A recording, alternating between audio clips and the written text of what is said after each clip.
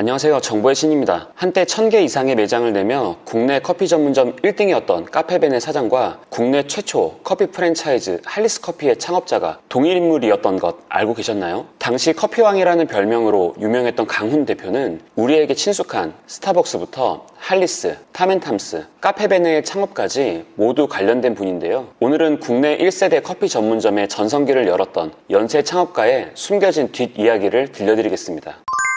우선 강훈이라는 인물이 어떻게 커피업계에 몸담게 되었는지부터 알아보겠습니다. 강훈은 부산대학교를 졸업 후 1992년에 신세계백화점 공채 1기로 입사하며 사회생활을 시작했는데요. 원래 주요 업무는 신세계백화점의 매장관리, 마케팅, 판촉 업무 등을 담당했다고 합니다. 그러다 1997년 당시 신세계 정용진 회장이 미국 유학 중에 스타벅스 커피가 잘 나가는 것을 보고 신세계 내부에 스타벅스 프로젝트 팀을 만들어서 런칭 준비 작업을 시작했는데 강훈은 이 스타벅스 브랜드 팀으로 발령을 받아 처음 커피와 인연을 맺게 되었습니다. 그리고 이 팀에는 훗날 할리스커피의 공동 창업자이자 탐앤탐스의 창업자가 된 김도균도 있었습니다. 이들은 미국 스타벅스 본사에 가서 3개월간 바리스타 교육을 받고 국내로 들어왔으나 그 시기 터져버린 IMF 외환위기로 스타벅스의 국내 런칭이 무기한 연기되자 강훈은 신세계를 퇴사하고 직접 커피 프랜차이즈 창업에 뛰어드는 선택을 하는데요. 당시 강훈은 신세계 스타벅스 런칭팀에서 프로젝트를 준비하며 국내 커피 프랜차이즈 사업의 성공 가능성에 대해서 확신을 가졌던 것 같습니다. 1998년 30살의 나이에 안정적인 대기업에서 나와 자본금 1,500만 원으로 대한민국 최초 에스프레소 커피 프랜차이즈 할리스를 시작했으니 정말 대단한 용기와 결단이죠. 할리스의 첫 오픈은 강남역 지하상가의 14평짜리 자그마한 매장이었는데요. 앞서 이야기했듯이 할리스 커피를 스타벅스 프로젝트 팀에 함께 있었던 동료인 김도균과 공동 창업으로 만들었지만 둘 사이에는 경영 방식 등의 의견 차이 때문에 다툼이 자주 일어났다고 합니다. 성공적으로 매장 수를 늘려가던 둘은 결국 동업을 오래 이어가지 못하고 할리스 커피 창업 5년 만에 매장 40여 개 수준에서 현재는 CJ E&M으로 불리는 당시 CJ 플래너스에 약 26억 원에 매각을 하며 엑시트를 합니다. 동업자인 김도균 대표는 그 전인 2001년에 이미 탐앤탐스를 창업하고 독립을 했던 상황으로 한때 동업자에서 경쟁 관계가 된 상황이었고요. 이후 강훈 대표도 2003년까지만 할리스커피 대표이사를 맡고 자리에서 물러나는데요. 할리스를 CJ 플래너스에 넘길 때 2년 동안 동일 업종에 종사하지 않는다는 조건이 있었기 때문에 강훈 대표는 이후 커피 프랜차이즈 사업 외에 바이오, 엔터, 커피 도매업 등의 사업에 도전했지만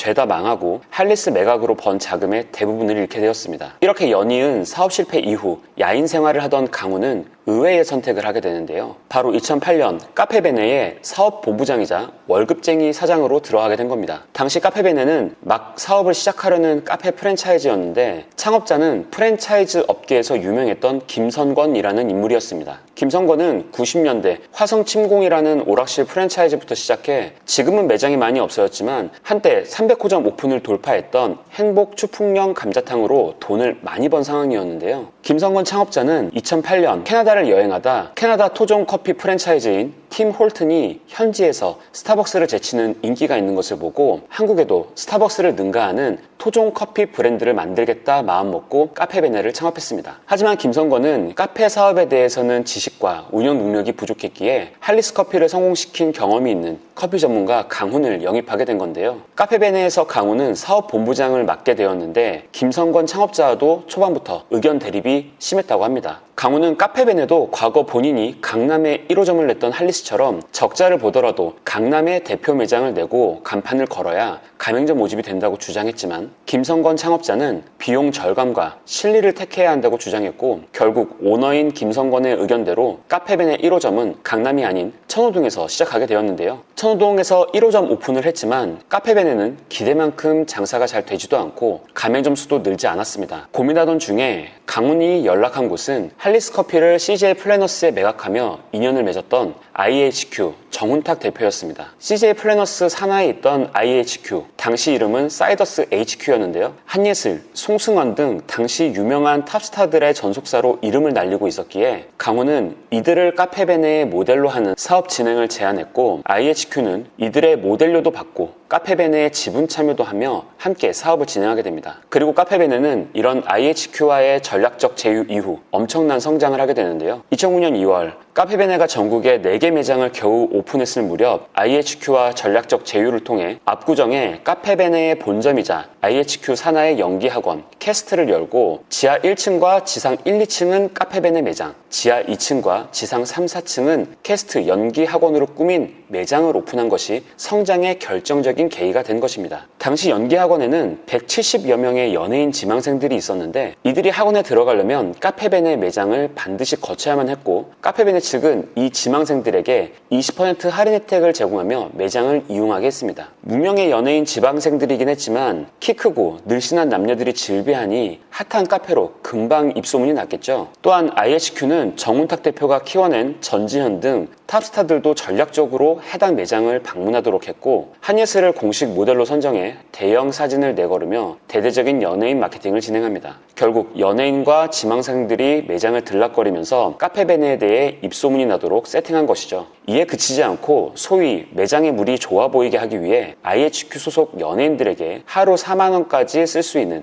VIP 카드도 주고 카페베네를 이용하게 했습니다. 이는 현재 CJ가 진행하고 있는 연예인 VIP 카드의 원조격이라고 하네요. 이런 연예인 마케팅으로 입소문이 나고 지명 광고나 공중파 협찬 광고 등을 통해 인지도를 높이자 예상했던 대로 가맹점 문의가 카페베네 본사로 밀려 들어왔습니다. 당시 커피 전문 프랜차이즈 빅3 출점 현황을 보면 다음과 같이 카페베네의 점포 수가 약 2년여 만에 스타벅스를 추월했던 것을 알 수가 있는데요. 이렇게 카페베네는 내실을 쌓기보다는 빠른 시간 동안 점포를 많이 만들어서 돈을 버는 전략을 선택합니다. 이후에도 우리에게 지붕 뚫고 하이킥 엔딩 광고로 기억되는 각종 TV 드라마 광고와 장소 협찬 및 스폰 광고를 집행하며 공격적인 마케팅을 이어갔고 2013년 8월에는 무려 매장이 1000호점을 돌파하며 정점을 기록하는데요. 하지만 카페베네는 점포 수는 많지만 매장 운영 점주의 수익률은 엄청나게 떨어지고 커피 전문점인데 커피 맛이 정말 형편없었죠. 카페베네를 한 번이라도 가봤던 분이라면 그 맛은 누구나 알 거라고 생각합니다. 또한 2011년 9월 13일 지식경제부에서 카페베네의 점포 수는 국내 최다이지만 매출은 업계 최소라는 자료를 내놓으며 논란은 더욱 커지게 되는데요. 이렇게 고객들과 점주들의 불만이 쌓여가는 가운데 강훈은 2011년 홀로 카페베네를 나오는 선택을 하게 됩니다. 강훈은 비겁한 도망자이고 싶었던 걸까요? 사실 강훈 대표에게는 이미 다른 계획이 있었습니다. 강훈은 카페베네를 나오기 전인 2010년에 이미 KH 컴퍼니라는 회사를 세우고 2011년 4월 스타벅스를 이긴 토종 카페 카페베네 이야기라는 자서전도 출간하며 언론을 통해 커피왕의 이미지와 카페베네의 성공은 본인의 업적이라는 포장을 해왔고 이는 결국 차후 자신의 사업을 원활히 진행하기 위한 포석을 깔아놓는 작업을 해두었던 것이었는데요. 왜 이런 독립을 선택했는가 생각해보면 강훈의 카페베네 지분은 2~3% 정도였는데 폭발적인 성장을 하고 보니 카페베네의 성공을 위해 일은 본인이 다 한 것 같은데 사업본부장일 뿐 창업자가 아니기 때문에 지분이 적다는 불만이 있었던 것 같습니다. 결국 월급쟁이 사장으로 만족할 수 없었던 강훈은 이제 독자적인 커피 제국을 만들기 위한 진정한 때가 왔다는 판단을 하고 카페베네를 나와 다시 할리스 이상의 성공을 만들고자 했던 것이죠. 당시 강훈이 카페베네 지분 매각으로 확보한 금액은 현금 20억에서 30억 정도였던 것으로 추정되며 카페베네를 나온 뒤 얼마 안 가 이 자금을 가지고 2011년 망고6를 런칭하게 됩니다. 망고6는 대외적으로는 망고를 대표 메뉴로 하는 디저트 카페를 표방했지만 강훈 대표는 카페베네 때의 본인의 성공 전략을 그대로 답습하며 사업을 진행하는데요. 사실 강훈 대표의 성공 비결은 원툴이었습니다. 유명 연예인을 모델로 강남 요지에 매장을 세운다는 원툴의 전략으로 매장을 만들어 홍보가 되면 프랜차이즈 가맹 점주에게 그 직영점을 판매하고 그 돈으로 다시 공격적으로 마케팅을 반복해 가맹점 출점에서 수익을 남기면서 규모의 경제를 달성하는 것입니다. 망고6 역시 강남 일대의 직영점의 형태로 우선 매장을 시작하고 장동건 주연의 신사의 품격을 비롯한 당시 인기 드라마의 촬영 장소로 노출하는 등 그동안 쌓은 연예인 인맥을 활용해 카페베네 시절의 마케팅을 그대로 진행하는데요. 한번 성공을 맛봤던 그의 전략은 망고6 사업 초반에는 먹히는 것 같았습니다. 창업 2년 만에 가맹점 100호점을 돌파하면서 그의 계획대로 진행되는 듯 보였지만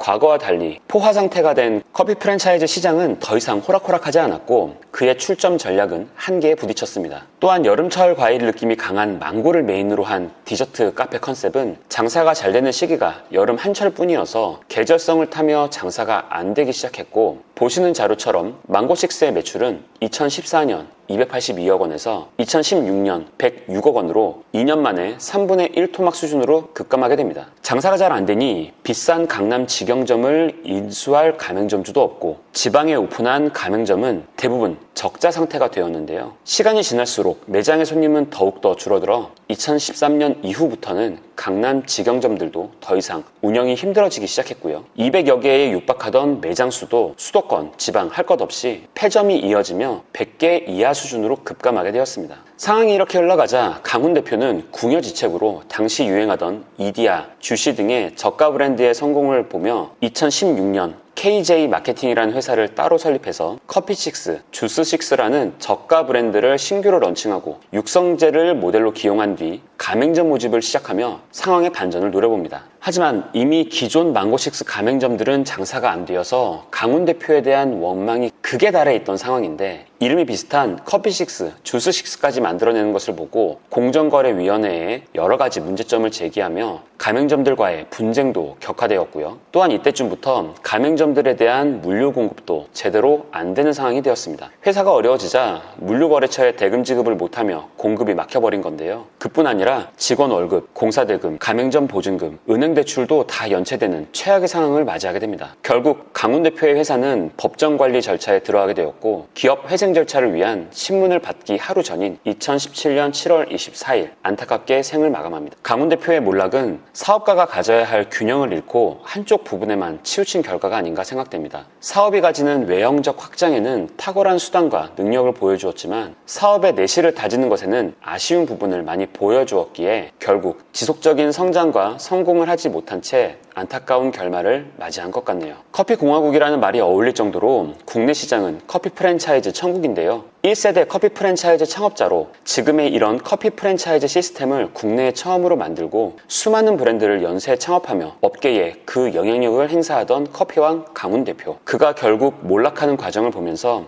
한 번 성공하는 것도 어렵지만 성공을 유지하는 것은 더욱 어렵고 시장의 변화에 맞춰 성공을 위한 전략도 진화해야 살아남을 수 있다는 사실을 다시금 깨닫게 됩니다. 오늘 영상도 유익하셨다면 구독, 좋아요, 알림 설정, 댓글로 응원 부탁드리고요. 저는 다음 영상으로 다시 찾아뵙겠습니다. 오늘도 시청해주셔서 감사합니다.